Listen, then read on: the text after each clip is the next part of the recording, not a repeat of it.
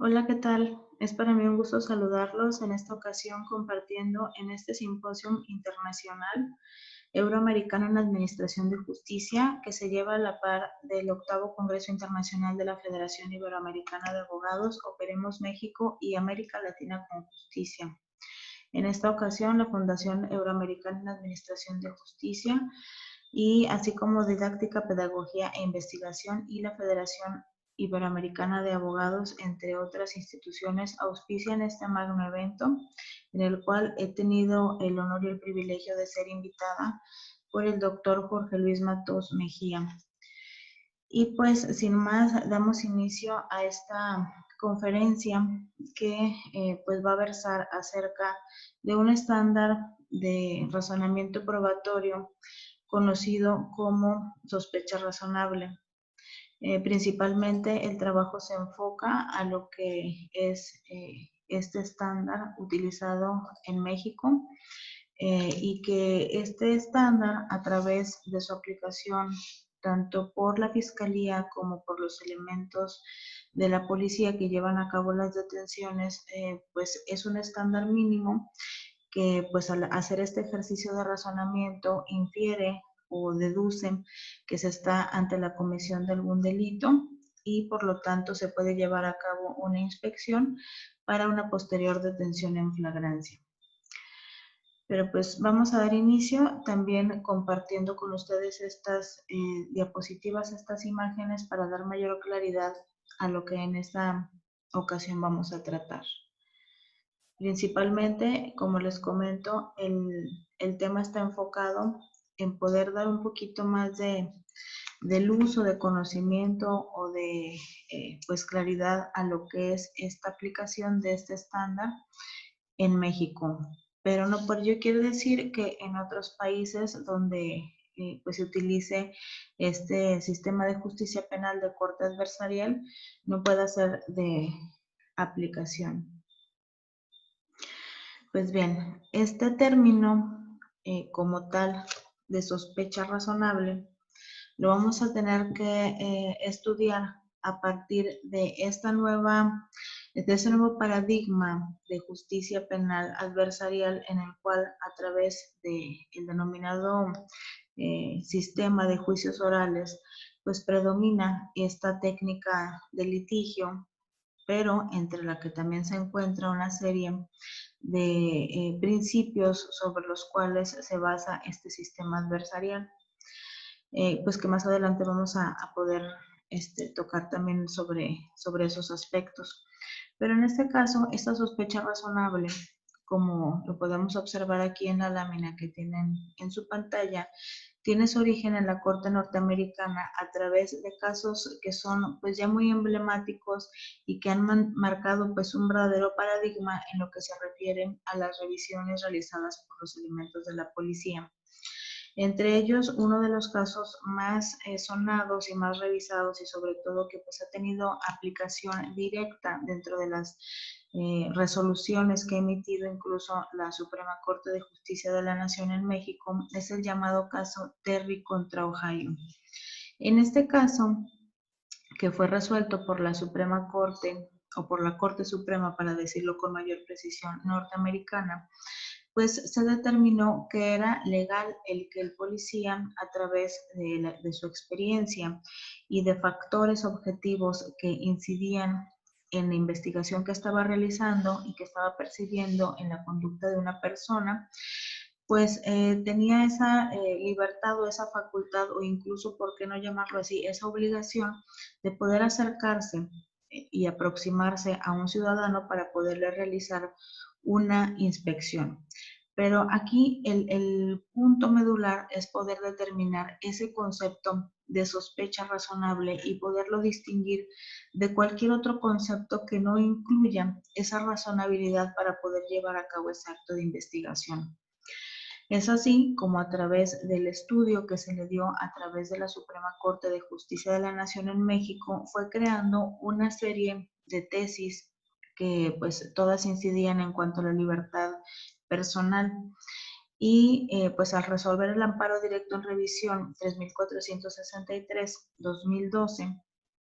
se resolvió por parte de la primera sala de la Corte que solamente a través de una concurrencia de una sospecha razonable y un estándar de excepcionalidad se pueden llevar a cabo estos actos de investigación y prevención del delito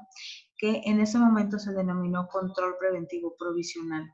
¿Sí? Este control preventivo provisional tiene de manera armónica una comparación con lo que se señala como actos de investigación que no requieren orden del juez, es decir, no requieren ninguna autorización del juez de control para poderse llevar a cabo y que en nuestro Código Nacional de Procedimientos Penales en México se conoce como inspección de personas. Entonces, es como vemos que pues fue a través de incluso sentencias emitidas por un país extranjero, que en este caso es Estados Unidos de Norteamérica, fue que se tomó ese antecedente o esa base que forman parte de los precedentes de estas tesis que pues versan todas acerca de la libertad personal y que fueron tomadas por la Suprema Corte de Justicia de la Nación para poder introducir a nuestro sistema de justicia penal adversarial vigente estos conceptos de sospecha razonable. Pero, pues para darle pues un poquito más de forma a lo que es este concepto, juristas de la actualidad han señalado que la sospecha razonable es cuando un elemento aprensor objetivamente aprecia que existe un determinado ciudadano o individuo que está cometiendo un delito y se pretende ocultar su realización. Esto es pues bajo el criterio o bajo el estudio e investigación de pues juristas que se han dado la tarea de poder analizar estos conceptos en nuestro país. Y añade que las circunstancias para acreditar empíricamente la sospecha razonable son las relativas a los objetos del ilícito, los sujetos, los lugares y horarios descritos por las víctimas y los testigos de algún delito con las denuncias que haya recibido la policía. Sin embargo, pues sí es conveniente aclarar que este concepto no precisa en su totalidad cómo se puede utilizar esta sospecha razonable para poder ser eficaz en cuanto a la prevención, que también es parte fundamental en el actuar de un elemento policíaco.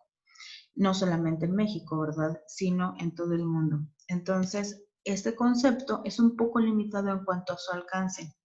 Por lo tanto, sí era preciso y vital el que pues también se diera un poco de estudio a lo que es el hecho futuro. ¿A qué nos referimos con el hecho futuro? A que también se debe de agregar a este concepto que nos brinda este jurista el que no únicamente es en cuanto a un hecho que ya está consumado o que se está ocultando, ¿sí? Sino que también el analizar la futura realización de algún hecho, ¿sí? Por lo tanto, sí es importante tener en consideración que la sospecha razonable, a pesar de que va de la mano con la flagrancia, no implica precisamente que el elemento aprensor tenga a la vista, es decir, que en ese momento el delito flagre o sea tan evidente como para que el elemento aprensor tenga esa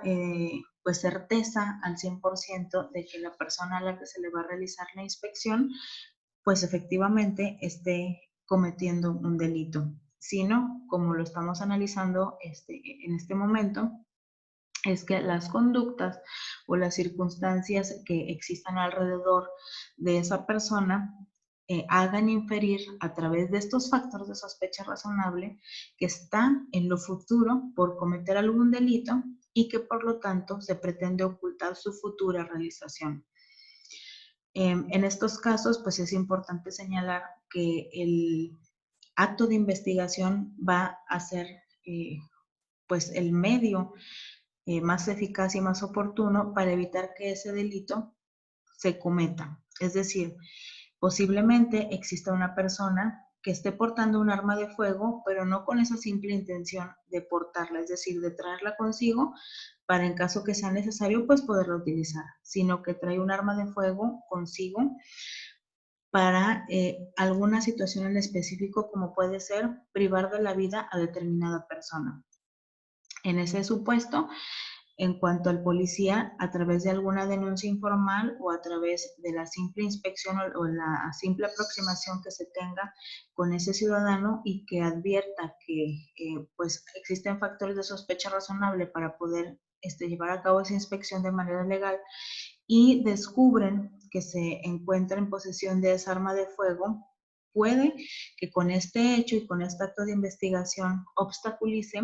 la finalidad que tenía este sujeto, que era privar de la vida a una persona determinada. Por lo tanto, se repite, es importante el que también se establezca dentro del concepto de sospecha razonable el que este análisis o este ejercicio de razonamiento probatorio también debe de ir más allá de ese límite y pues agregar el hecho futuro a este concepto. Por lo que se refiere a este concepto de sospecha razonable, no se debe de confundir, pues porque el término es un término compuesto de dos palabras. Por una parte tenemos la palabra sospecha y agregamos el término razonable. No se debe de confundir o dejar de lado esa razonabilidad. Es decir, el sospechosismo o la simple sospecha no puede estar analizada en este nuevo sistema de justicia penal adversarial que es predominantemente garante de los derechos humanos de todas las personas que pasen por los distintos procesos en cuanto a la detención, la imputación o la sentencia, pues que se clasifique bajo este sospechosismo, ¿sí? El sospechosismo o la sospecha simple debe de estar descartada ya de nuestro sistema, puesto que infiere esa dignidad humana de la que pues todo mundo somos poseedores. Es decir, un individuo por sí solo no puede ser llamado sospechoso, porque al ser llamado sospechoso va directamente a las cualidades o a los calificativos que recaen directo a la persona, ¿sí? A la persona como tal. Por lo tanto, de manera individual no se puede dar ese trato y sobre todo, ¿verdad? Menos en una situación tan complicada o tan delicada como es una detención de una persona. El simple sospechosismo va de la mano de todas aquellas características que pudieran resultarle, pues a lo mejor no normales, por decirlo de un modo, a los ojos de un elemento aprensor, ¿sí? Como cuáles pudieran ser factores de sospechosismo o de sospecha simple, pues el que se tuviera algún tipo de,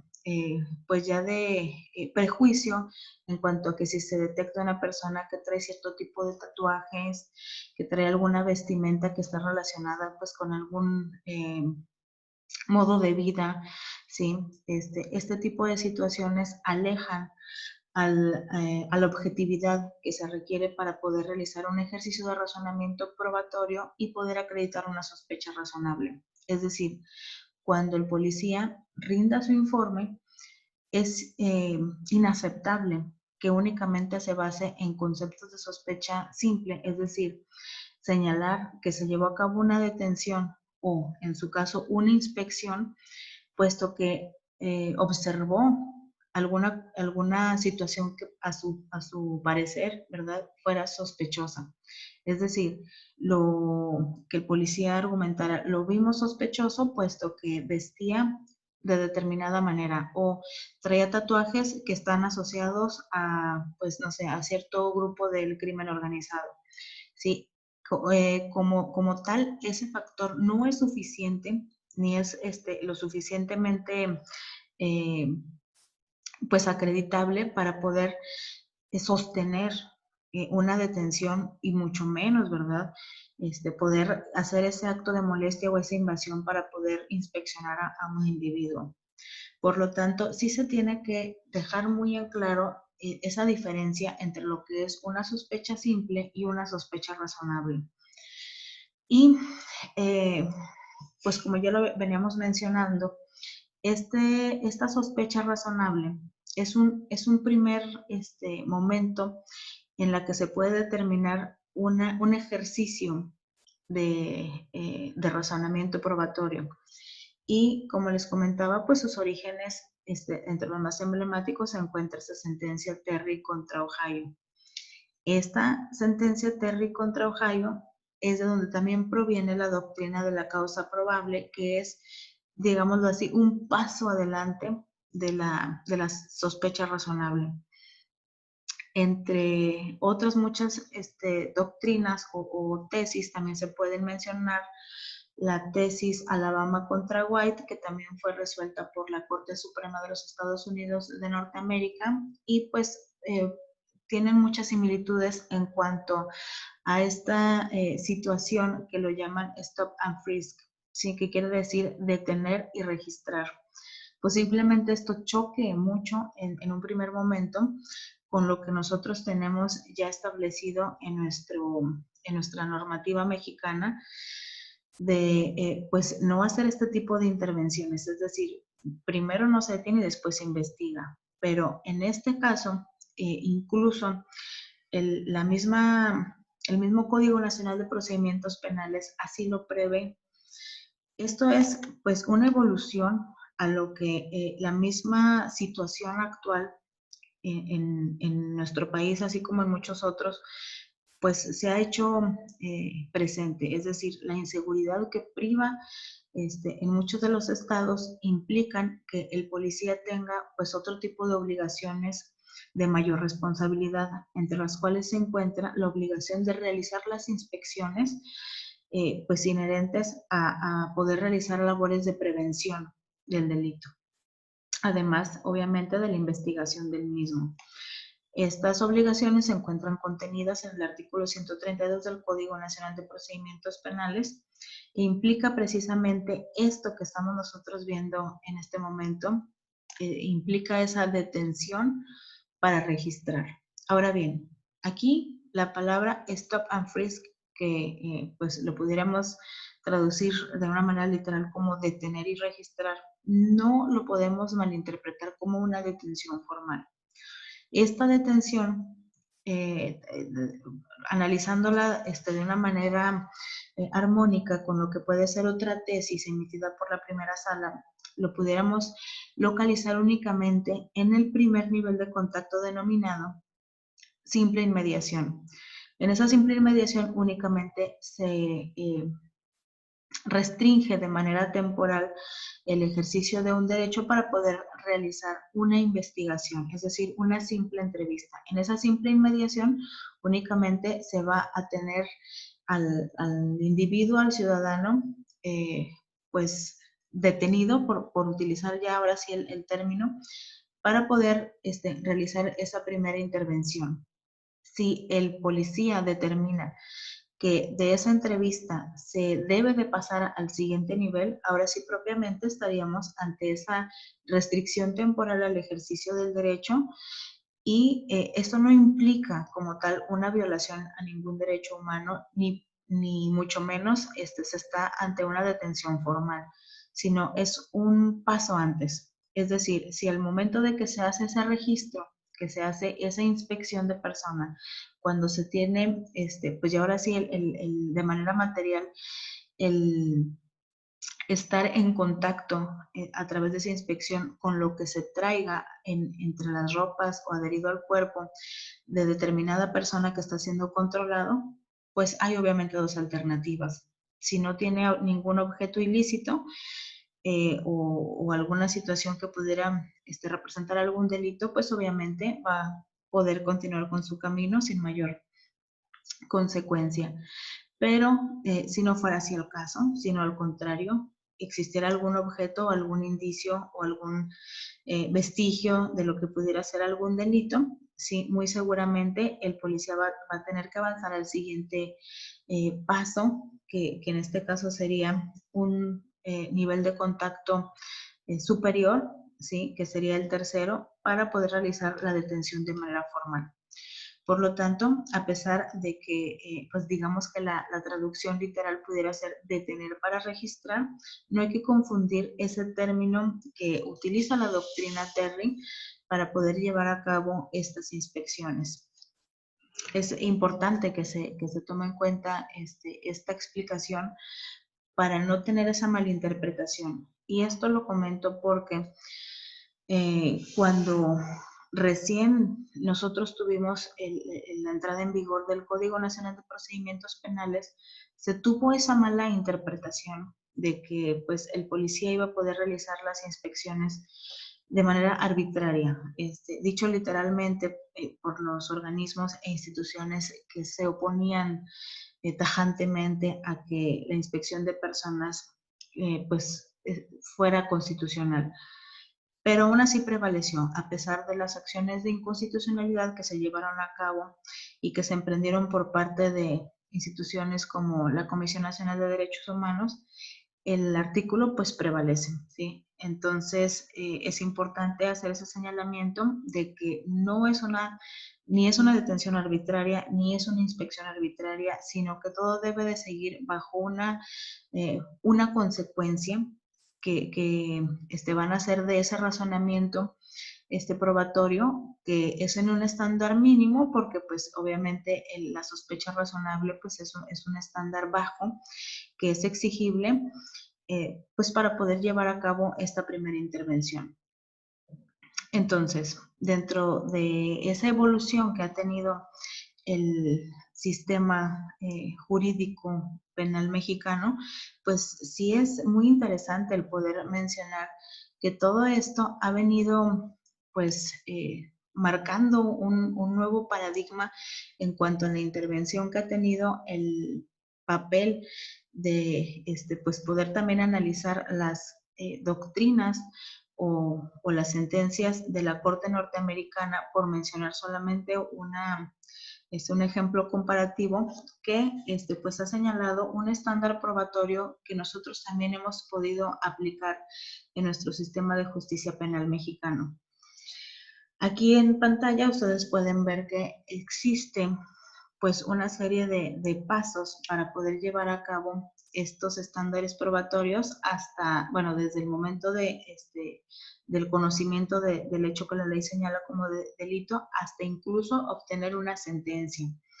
Nada más los voy a mencionar para poder tener en claro en qué lugar se encuentra esta sospecha razonable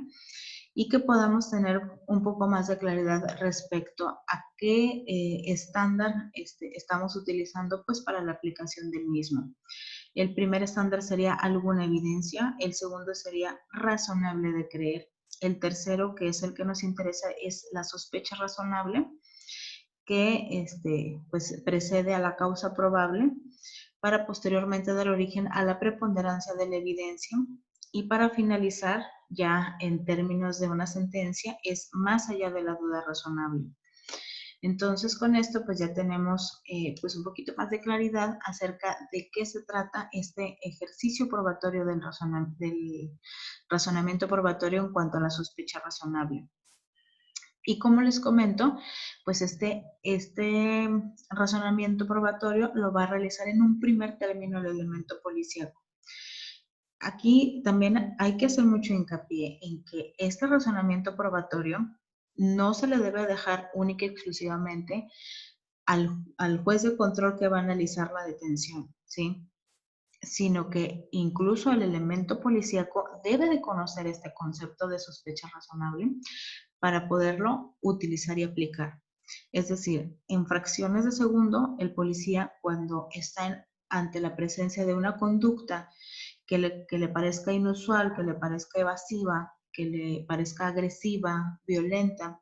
debe determinar si esa conducta como tal representa un factor de sospecha razonable y poder realizar algún tipo de intervención de mayor relevancia, ¿sí? En este caso, el primer momento sería a través de una inspección. Y en segundo término, el estándar de sospecha razonable lo debe de acreditar el fiscal,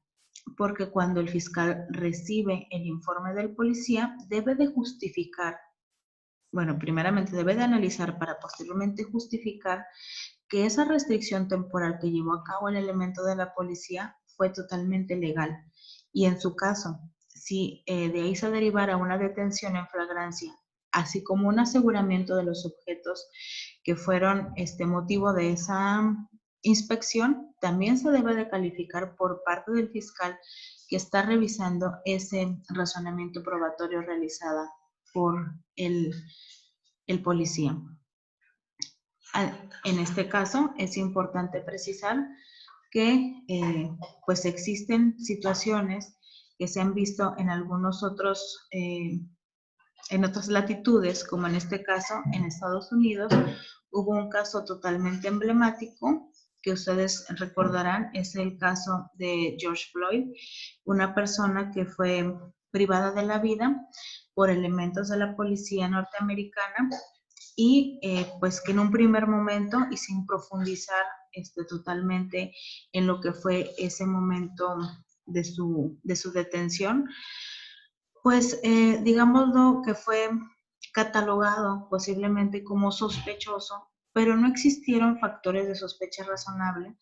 que pues el policía pudiera inferir que estaba ante la presencia de una persona que estaba cometiendo algún tipo de delito. Este es uno de los casos más paradigmáticos y más actuales con los cuales podemos nosotros apreciar la necesidad de profundizar en estos temas que implican la sospecha razonable y su aplicación. No quedarnos únicamente con el sospechosismo simple y pues ver la tarea tan titánica que tenemos todos los operadores del sistema de justicia penal, no solamente en México, ¿verdad?, sino en todos los países que tenemos este tipo de sistema de justicia adversarial, de tener una capacitación de calidad, una capacitación y actualización constante que obviamente también incluya a los elementos de la policía, ya que ellos son sujetos dentro de este proceso penal, según lo que establece el artículo 105 del Código Nacional de Procedimientos Penales, y a la par de los demás sujetos, es decir, de la Fiscalía, de la Asesoría Jurídica, de la Defensa, del órgano jurisdiccional, pues deben de tener ese mismo nivel de capacitación para llevar a cabo su trabajo. En este caso, si el policía desconoce qué es la sospecha razonable y cómo utilizarla, pues no va a tener sentido el que pues lleve a cabo esas detenciones si en determinado momento, cuando llegue ante el juez de control, pues la consecuencia más lógica es que la defensa alegue o argumente lo necesario para que la persona detenida pueda obtener su libertad por haber sido realizada su detención o incluso la inspección y aseguramiento de objetos, pues contrario a derecho. Por lo tanto, en la sospecha razonable se pudiera concluir que es uno de los primeros estándares probatorios que permiten acercarse a la certeza de la comisión de un hecho delictivo y, por lo tanto, será vital para lograr el descubrimiento de la verdad. Pues esta es la pequeña charla que tenía preparada para ustedes. Espero que pues pueda ser de utilidad y de su agrado. Igualmente, quedo a sus órdenes para cualquier duda o comentario a través de mi Facebook, que estoy con mi nombre, Esperanza Soto Alonso, o si gustan escribirme por correo electrónico, igualmente quedo a su disposición. El correo es lic.esperanzasotoalonso y pues quedo a sus órdenes. Nuevamente agradecida por esta oportunidad de estar en este importante evento jurídico. Y sin más, les dejo mis saludos, un abrazo y quedo a sus órdenes. Hasta luego.